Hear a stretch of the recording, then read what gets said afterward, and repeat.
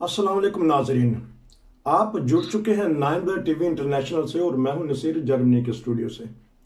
नाजरीन, पाकिस्तान की चंद खबरों पे बात होगी। हमारे साथ हैं चौधरी परवेज साहब। कल उन्होंने बहुत ही नपातला और बेहतरीन तबसरा किया जब यह बम धमाका हुआ।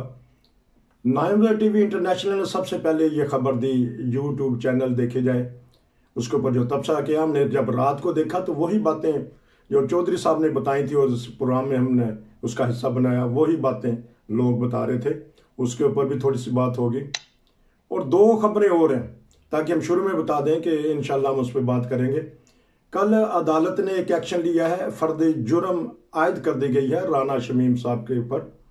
और दूसरी एक खुशखबरी भी है, पूरी दुनिया में वो बात गई है कि सुप्रीम कोर्ट में पहली दफ़ा पाकिस्तान की तारीख में पहली दफ़ा ऐसा हुआ है कि मोहतरमा आयशा मलिक साहिबा वो सुप्रीम कोर्ट के जज बन चुकी हैं। सदर साहब ने उनकी इजाज़त दे दी है। हम चलते हैं चौधरी परवेज साहब के पास। अस्सलाम वालेकुम। जी वालेकुम सलाम। हाँ जी, आप ठीक ठाक हैं? आप? अल्हम्दुलिल्लाह। हाँ जी, क्योंकि कल आपने बहुत अच्छा नपातुला तबसरा किया, लोगों ने पसंद किया। यकीनन आपको भी मैसेज आएंगे, मैसेज आए या ना आए, लेकिन हमने बात वो की थी जो होनी चाहिए थी और हुई है। और रात को सारे टीवी ने वही बात दोहराई है।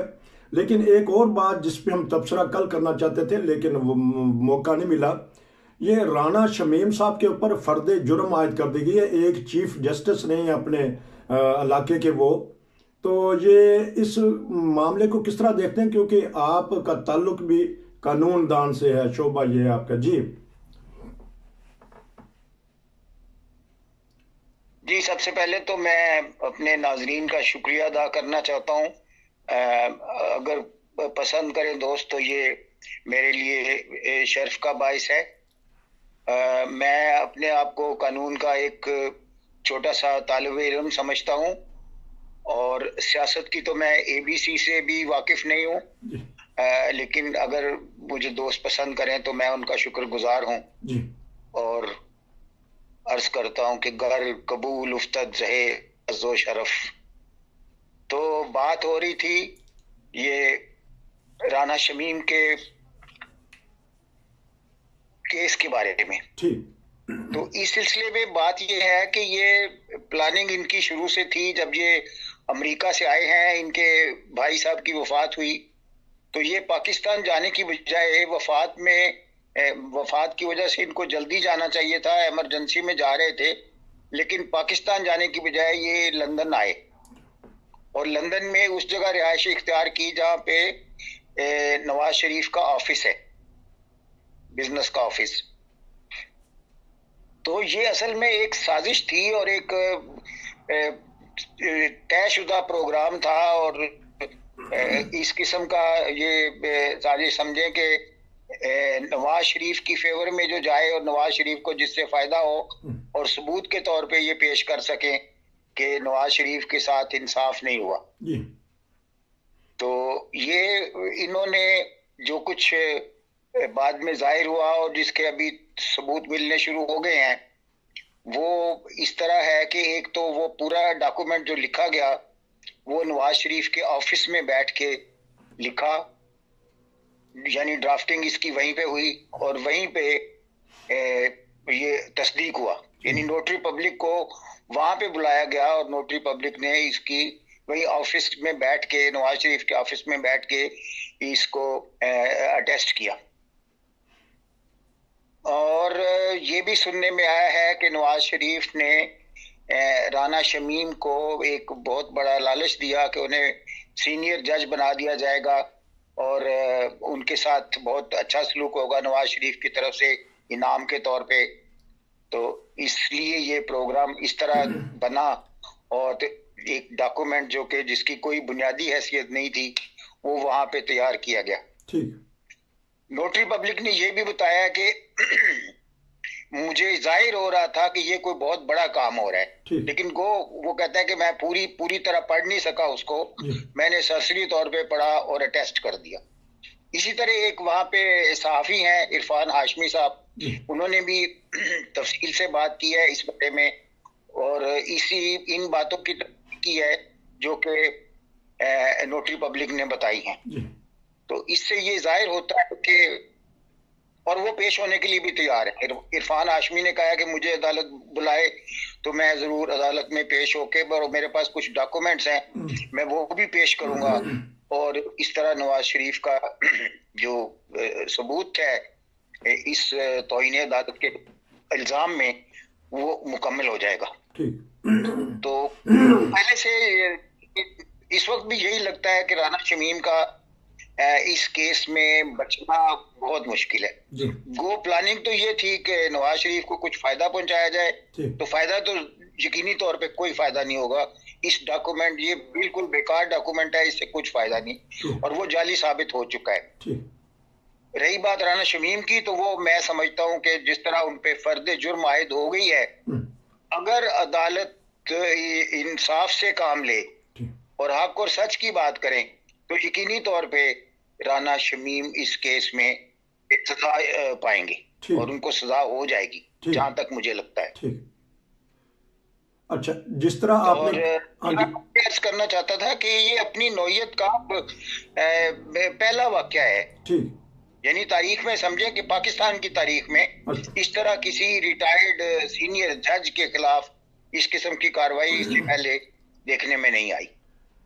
जी जनाब। अच्छा, ये बताइएगा कि जो से नून लीग है इसको ऑन ही नहीं कर रही, वो ना वो बोल रही हैं ना हक में बोल रही हैं। शोशा पहले उठा था एकदम, लेकिन जब इस्लामाबाद हाई कोर्ट ने एक्शन लिया तो नून लीग तो कुछ नहीं कह रही, ना इसका कल जवाब आया है। तो फिर दूसरा जी, हमेशा से ऐसा ही होता है कि उन्होंने इस्तेमाल करना था राना शमीम को, उन्होंने इस्तेमाल कर लिया, उन्होंने एक डॉक्यूमेंट बनाना था और पब्लिक में एक प्रोपेगेंडा करना था, वो उन्होंने डॉक्यूमेंट बना लिया और प्रोपेगेंडा कर लिया। बाकी उनको ये तो फेट उस डॉक्यूमेंट की कि क्या उसका नतीजा निकलेगा ये तो उन्हें खुद नहीं पता था। लेकिन जहाँ बात है इसकी ये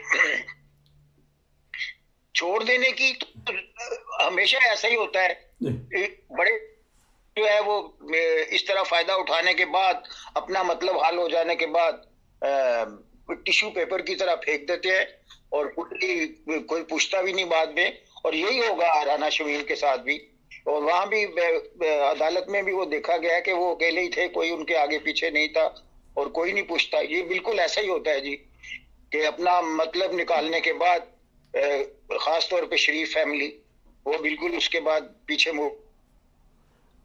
अच्छा जी, आवाज आ रही है मेरी? जी जी। अच्छा, ये बताइएगा कि इमरान खान साहब भी कल बोले हैं कि ये शरीफ फैमिली का वतीरा होता है। जब मरियम नवाज साहबा की हेयरिंग थी, उन्होंने जाना था तारीख पे, तो ये उससे एक दिन पहले ये आ गया हलफनामा, और वो कहती हैं कि ये माफिया है, ये लड़ता है इस तरह, फिर कानून हरकत में आता है। बहरहाल वो अच्छा खासा कल बोले हैं। ये बताइएगा कि जिस तरह आपने कहा था कि फर्द जुर्म आयद हो जाएगी, हो गई, अब इसके बाद क्या प्रोसीजर होगा? हमारे पास वक्त थोड़ा है, इसलिए अब हम आगे चलते हैं थोड़ा सा। जी, फर्द जुर्म का मतलब यही है कि उनके यानी प्राइमा फेशाई बुनियादी तौर पे या सरसरी नजर में उनके ऊपर केस बनता है, और अब वो केस की ट्रायल शुरू होगी, यानी केस अब चलना शुरू होगा, और उसके बाद जो भी सबूत आएंगे और जिस तरह का फाइल में होगा उसके मुताबिक फैसला कर दिया जाएगा। तो मैंने तो पहले अर्ज किया कि अगर इंसाफ हो तो दूसरे जो जिन लोगों के ऊपर फर्द जुर्म आयद नहीं हुई वो भी इस दायरे के अंदर आएंगे, उनके ऊपर फर्द जुर्म आयद होगी, और सबको मंतकी तौर पे सबको सजा होनी चाहिए होगी। तो यहाँ कुछ अतर मनल्ला साहब जो एक मुअज़्ज़ज़ जज हैं, वकला की तहरीक में सरफरिस्त रहे हैं, तो उन्होंने छूट क्यों दे दी अखबारी नुमाइंदगान को? अगर वो ना निकालते अखबारी सहाफ़ी जो हैं, तो ये मामला इतना बिगड़ता ना, जग हसाई ना होती, इतना टाइम लग गया हमारी अदालतों का, और पूरी दुनिया में उंगलियां उठाई जा रही हैं हमारे अदालती निज़ाम पे। उनके ऊपर फर्द जुर्म उन्होंने मुअख्खर क्यों कर दिए? जी, ये बात तो खुद मेरी समझ में भी नहीं आई कि उन्होंने क्यों कुछ एक आदमी के ऊपर फर्द जुर्म आयद की और दूसरों को टाइम दे दिया, और मजीद सोचने के लिए उन्होंने वो फाइल अपने पास रख ली। तो ये तो मैं समझता हूँ कि अगर इंसाफ के तकाजे वो पूरे करते अगर वो इंसाफ करते तो एक ही दफा सबके ऊपर फर्द जुर्म आयद हो जाती। लेकिन बहरहाल कुछ कहा नहीं जा सकता। मैं समझता हूँ कि शक करना और बदजनी करना भी दुरुस्त नहीं है। इसलिए हो सकता है जज साहब की कोई नीयत नेक हो, लेकिन ये हिस्ट्री तो आम है पाकिस्तान की तारीख में कि इंसाफ बड़ा मुश्किल मिलता है पाकिस्तान में। तो ऐसा ही लगता है कि ये समझ में नहीं आता कि क्यों उन्होंने ये फर्द जुर्म जो है उसमें ताखीर की, ये नहीं होनी चाहिए थी। तो अब ये कहने वाले कहते हैं कि साकिब निसार साहब को भी बुला ले, उनसे भी पता कर लें कि ये आपने कहा था कि नहीं कहा था। तो ये अचंभे की बात नहीं होगी कि एक साबिक chief justice supreme court of Pakistan वो एक हाई कोर्ट के चीफ जस्टिस के सामने पेश होंगे। देखें जी, मुझे तो यही लगता है कि उनको यानी इंसाफ की नजर से देखा जाए तो उनको बुलाना बनता ही नहीं है, उनको शामिल होने की जरूरत नहीं है इस केस में, जब तक वो ये साबित ना हो जाए कि वो ऑडियो वीडियो जो है वो सच है, फेक नहीं है। लेकिन अगर उसका फेक होना मशकूक हो तो फिर भी नहीं बुलाया जा सकता, उनको बुलाने की जरूरत नहीं है। मैं नहीं समझता। चलें जी, ये अब क्योंकि वक्त जिस तरह मैंने कहा थोड़ा है, एक खुशखबरी है पाकिस्तान की तारीख में। मोहतरमा आयशा मलिक साहिबा जो उनसे जज बन गई हैं सुप्रीम कोर्ट की, एक तो उनको मुबारकबाद हम 9 ब्रदर टीवी की तरफ से।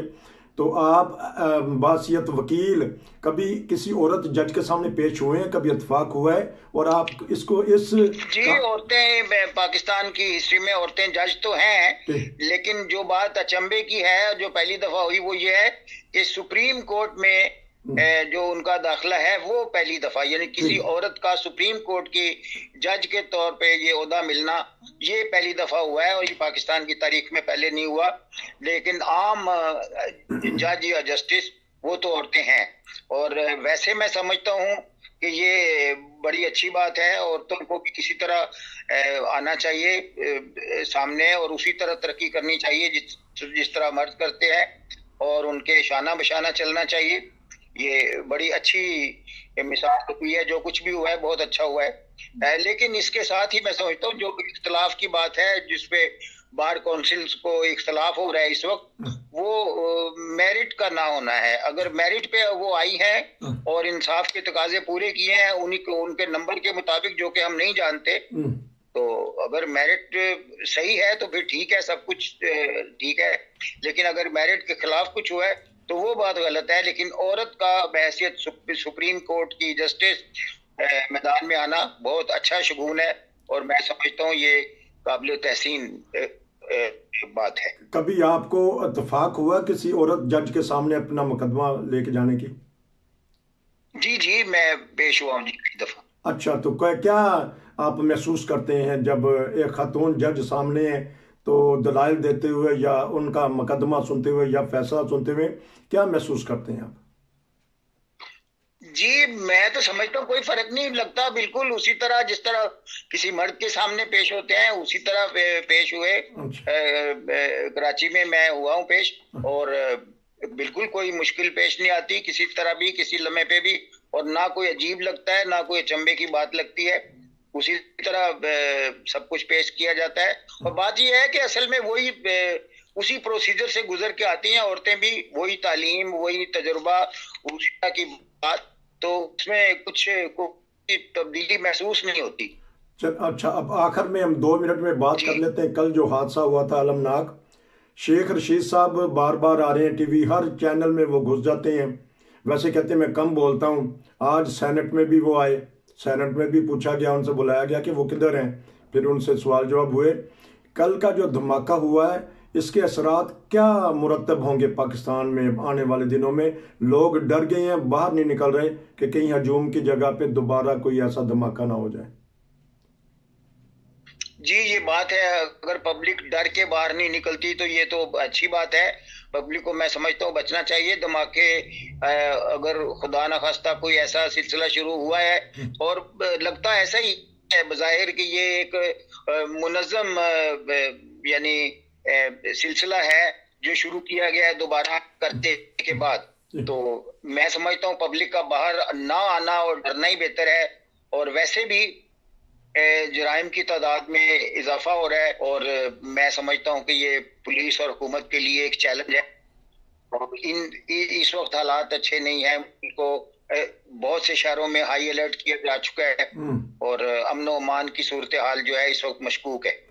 क्योंकि ये तो रट यही लगा रहे हैं हमारे वजीर दाखिला कि जी हमने बाढ़ मुकम्मल कर ली है, उसके ऊपर पाबंदियां सिर्फ 20-25 किलोमीटर का रह गया।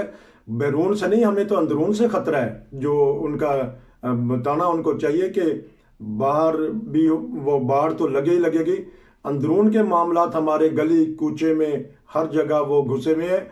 वो शर्माते हैं, वो डरते हैं ये बात करते हुए कि वो किसी आके ऐसी जगह ठहरे थे, नाम तो नहीं उन्होंने लिया, लाजमी तौर पे कोई ऐसा मदरसा होगा, ऐसी मस्जिद होगी, ऐसी जगह होगी जिसका उन्होंने नाम लेना पसंद नहीं किया। वजीर दाखिला को बतानी चाहिए बात कि ये वो लोग थे जो यहाँ आके ठहरे, जो हमलावर होते हैं। तो इस बारे में वो डरते क्यों हैं, छुपाते क्यों हैं बात? जी, बात यह है कि इस बात की तस्दीक नहीं हुई, लेकिन मैं समझता हूँ कि टीटीपी ने इसकी जिम्मेदारी कबूल कर ली है। जी जी। और छुपाने की असल में बुनियादी वजह तो यही है कि हुकूमत जो है वो अपनी यानी नाअहली का सबूत है। जो कुछ हो रहा है इस वक्त वाकयात बताते हैं कि हुकूमत नाअहल है और हुकूमत इस काबिल नहीं है कि जराइम के ऊपर पूरा कंट्रोल कर सके। आपका बहुत शुक्रिया कि आपने अपने कीमती वक्त में से बेहतरीन तबसरा मशवरा दिया। नाजरीन, ये जो पाकिस्तान के हालात दिन ब दिन बिगड़ रहे हैं और पूरी दुनिया देख रही है, काश के हमारी रियासत पाकिस्तान को होश के नाखुन लें कि ये हमारा मुआशरा, हमारा मुल्क किधर दोबारा दहशत गर्दी की तरफ जा रहा है। बड़े सुकून और अमन आ गया था जिस तरह कल हमने बात की थी।